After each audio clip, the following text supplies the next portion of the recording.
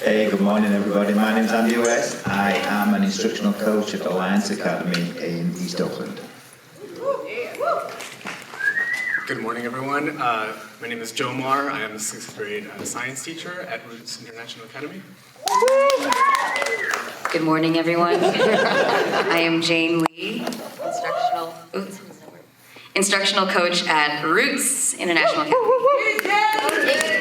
Hey, what's up, Smart? Good morning, everyone. I'm Eric Galvin. I am a 6th grade math teacher and also a newcomer teacher at Roots International Academy. Hi, my name is Elise Hatchek. I teach 8th grade history and English at Alliance Academy. All right, here's our first question. What is one of your deepest reflections or most powerful moments that sticks out over the last 3 years of STARTS? So my first year of STARTS was my 4th year of teaching, and I thought, I have this down. I'm really good at reading my curriculum and instructing with that curriculum. I love my students enough. And at the end of my 4th year, the end of my first year of STARTS, I decided that I could no longer instruct the curriculum, and I just let go. And that was really powerful in that moment. But the truly powerful moment came for me when I loved my students enough to plan in that way, to plan for them, and to use what I knew about the history I was supposed to teach, but to instead come around an understanding goal. And we did an understanding goal, what is freedom? And we read a historical novel. I gave myself the freedom to plan what I thought would be okay, would be best. And when I saw the final understandings that students made, I cried. Students spent 3 months on this generative topic of freedom, and it was the most powerful experience in the classroom, and I let go. It wasn't about me anymore, and that was the truly powerful moment. What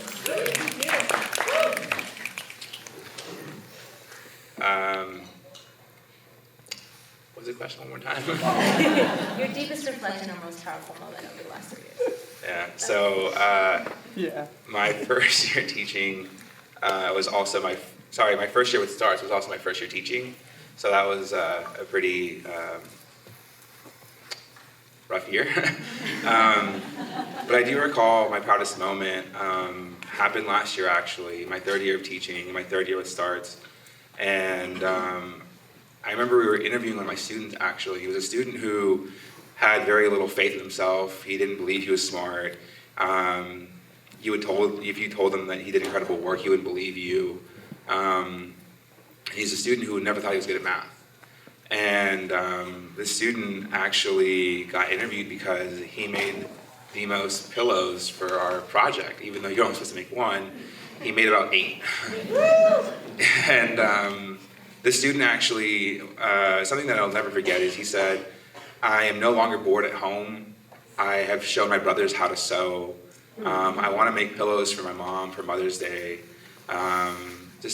It was really incredible to see the pride he had. And this is coming from a student who never showed any pride and never showed any, he just never really felt accomplished. And so just giving him the chance to try something new, try something that he hadn't done before, and he even learned a little math on the way there. So it was pretty incredible to see that. I think a powerful reflection that I had happened this summer, and I didn't even realize that it was connected to what I had learned in the arts. This summer, I went to a few Leadership Institute with OUSDU meetings, which is comprised of principals and vice principals. And the whole 2 or 3 days, we focused on how low performing African American, Latino students are. And it's very uninspiring, it's very disheartening, and at the end, I asked myself a question that I was not brave enough to ask out loud is, what would we be doing if the measure was a measure that put African American Latino students in succeeding? And I think upon reflection, the answer that I came to is that we would be doing this. We would be asking students what they want to learn. We would be allowing students to create and to be liberated and to stop oppressing them with these numbers and the standards that are not created by us and the measures that are not chosen by us. So that's a reflection, but an experience that I had that was very liberating and inspiring was actually seeing the imperfect products of love by Jomar and Quinn and Joya and Linlin and Shardak and Galvin, who didn't completely know what the end was going to look like, but went anyway, because it's scary and it's stressful and it can be sometimes harmful to the body, but they did it anyway. And things like what Galvin just said happens for kids and for teachers. I think for me, the deepest reflection to date is that I think it was Dr. Neil deGrasse Tyson that said there's a reason why people say bring it down to a science, raise it to an art. And I full-heartedly now believe that arts and science are not opposed to each other. There's fundamental skills that are required to perform well in those two spheres. And those observation skills, collaboration, they also are 21st century skills that our students and us teachers need to work on. And so I think that was a realization that happened this last year that I just had a great aha moment. And I stopped trying to categorize science as the opposite of art. And I think in the classroom it looked like incorporating modeling to an elevated degree versus just satisfying standards for modeling in science. A moment that really made me proud was when a student brought his mom during school time because she couldn't attend Expo, and he just took over the presentation and it became a discussion around why they moved away from Midwest. It was an expo on weather and climate change, and it became a dialogue between the mother and the child. And it was a very powerful moment where the student was teaching, and it became a conversation about the science and the reasons why people move and what that had to do with her job. And it was just very powerful.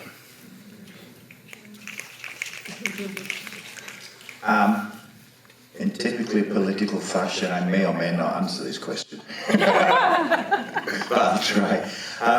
My most powerful moment hasn't happened yet. It'll happen next Monday when the students walk through the door and I walk through the door. And then it'll happen again on Tuesday and Wednesday and Thursday. And I feel, having that privilege to shape the hearts and minds and the lives of our students at Alliance Academy is kind of the most powerful thing that I could have. I've been to so many meetings and I've listened to so many presenters that often, and as Stacey and I have had this conversation, I've often felt not worthy to stand in front of our students and to have that privilege to teach them. And so, the power for me is allowing myself to do that and stepping up every single day and educating them and just bringing my best self for them every day. I'm going to ask for a compelling question in a minute, but I'm going to leave you with thinking about if anything sounds surprising at the moment or if anything is resonating for you now, just keep thinking through that. I'm going to ask one of our prompts that you're familiar with, which is, what did you used to know or what did you used to think and what do you think now? And I can phrase that this way. What did you used to know and what do you know now about arts integration?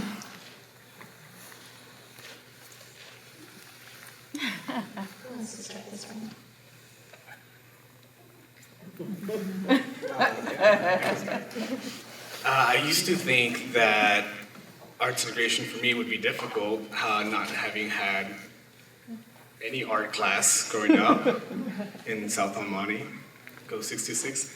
And I now think that, similar to what Jeff said earlier, it was through the arts integration that it really did wake this sort of innate artistry. This, I think it was Ibra that asked me, what is your art? And for me, it's making those connections, guiding students through these metaphors to make sense of the world around them and their place in it, and making meaning for themselves. To be honest, I don't know or remember what I used to know, but I believe that my thinking has evolved. I remember in my first year with the Starts, I was sitting at a table with Mariah and Mush and Susan, and I think I in the words of, I think it's Gloria Ladson-Billing, pessimistically asked her, what is arts anyway? And as a musician, I think what I've started to come to understand is music is both art and technical skill, or in the words of Jomar, art and science, and so is teaching.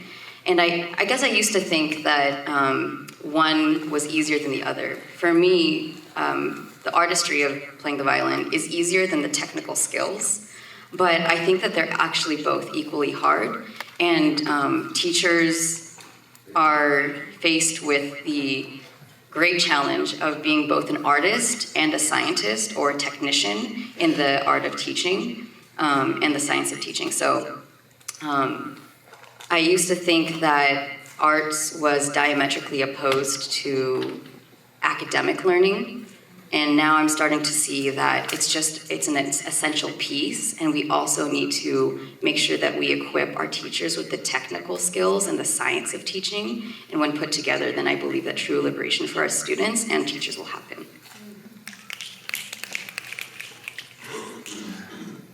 I used to think that it was really hard to incorporate math into, it was really hard to incorporate art into math. And now I know that it's really hard to incorporate art into math.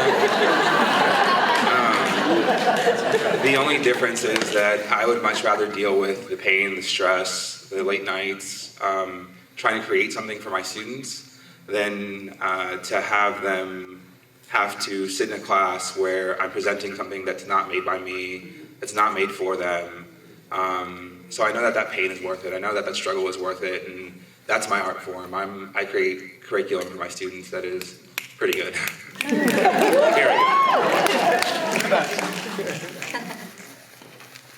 I used to think art was something you were allowed to do if you proclaimed yourself you were an artist, or if you had studied a type of art.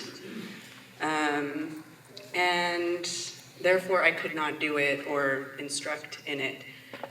And now I think that being an artist is a mindset and a way of thinking and looking at the world and questioning everything around you. And it's a way to express, and that there is no wrong or right way to do art.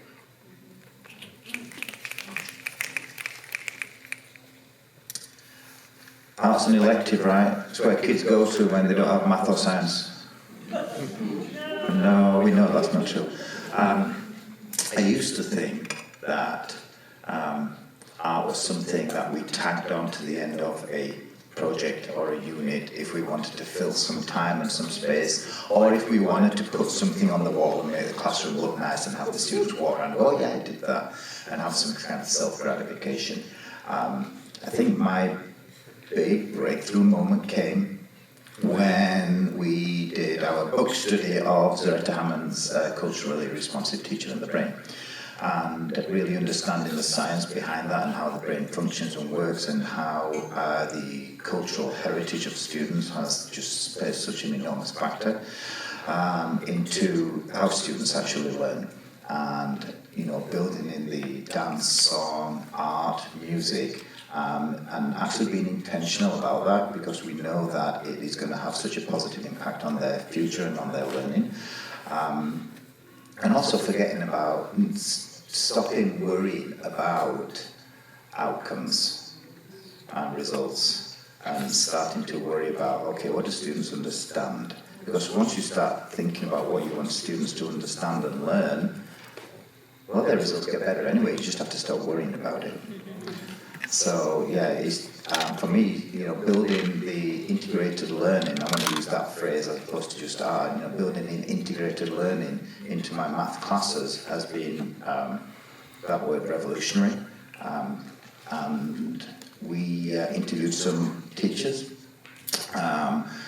earlier this year for our new year, and one of the teachers was on a FaceTime interview. She was somewhere over on the East Coast, and she asked one of our students who was on the student panel, what are you most proud of this year in your work? And the student responded, and it was super quick. He said it was my Math in Art project, in which the students did an in-depth study about solar weight and the geometric designs and how that relates to y equals mx plus b and linear relationships. And the students all created their own work and calculated their own equations of lines and graphs and presented that and had a display up in the school. So it was super powerful for the students. They learned a lot out of it, and I think it opens the platform to know that it's actually okay to do that because students are actually learning. Yes, thank you. We have time for a rapid fire question and rapid fire response, all right? So any compelling questions from our audience? Compelling questions.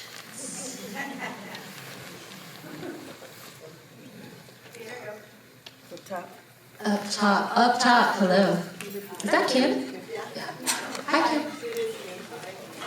So all of you have spoken so eloquently and movingly about how the ILSP program has affected your teaching and your understanding of your students. I'm curious how it has impacted your life and you outside of the classroom or the school. So the question is, how has the Integrated Learning Specialist program impacted your life personally? Who would like to take a shot at that?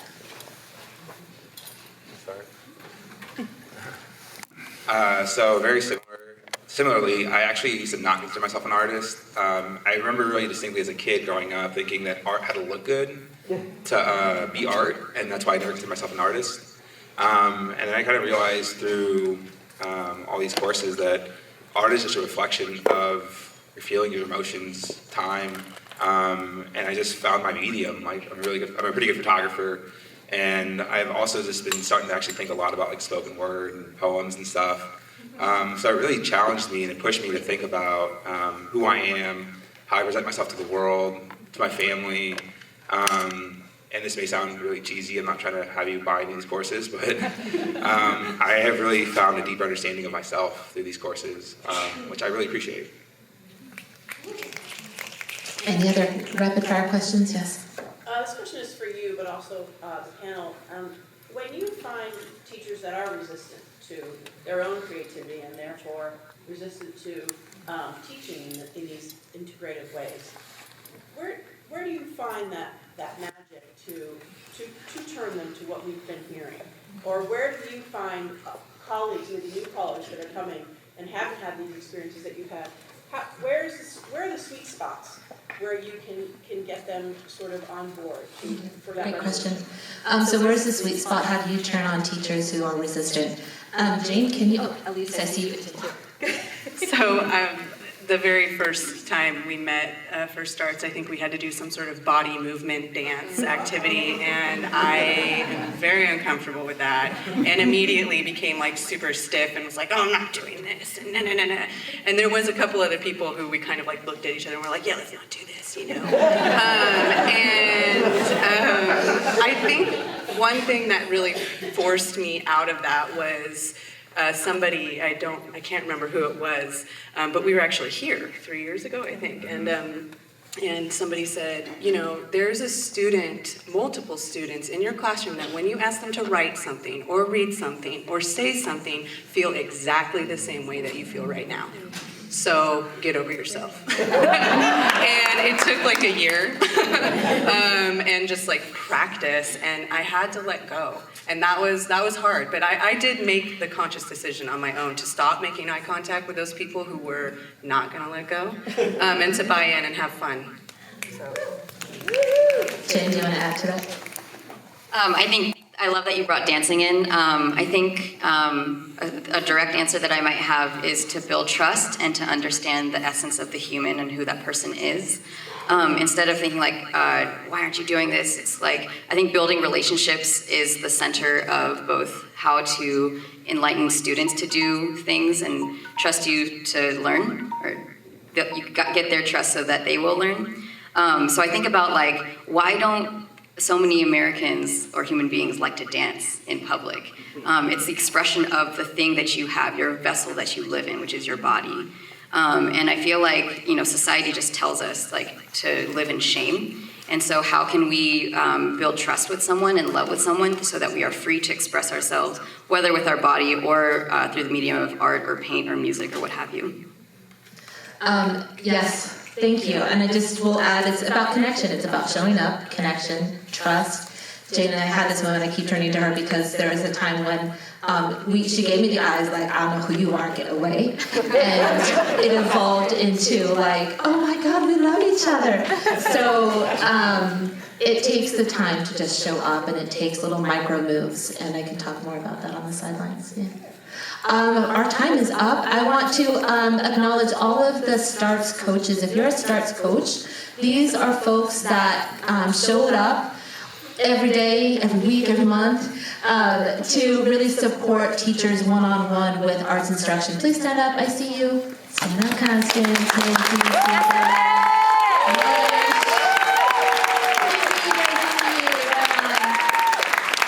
And then just to acknowledge all of our teachers from Alliance and Roots, will you all stand up for us as well? Thank you.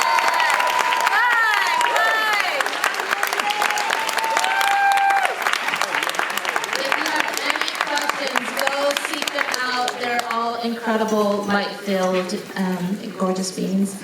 And we're done. Thank you so much.